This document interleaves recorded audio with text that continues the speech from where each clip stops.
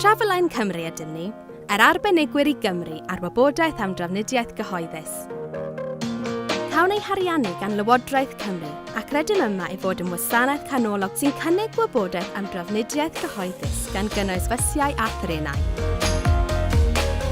Gallwn fod yn ddefnyddiol hefyd os ydych yn rannu car, yn defnyddio cyfleusterau parcio a theithio, yn cerdded, neu hyd yn oed yn beicio.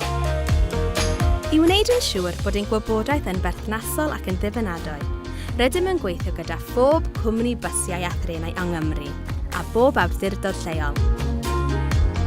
Mewn pôl piniwn diweddar, dywedodd 94% o ddefnyddwyr Traveline Cymru a byddent yn defnyddio'r gwasanaeth eto, ac roedd lefelau'r bodlonrwydd yn uchel ar draws pob platfform a gynnigir gennym.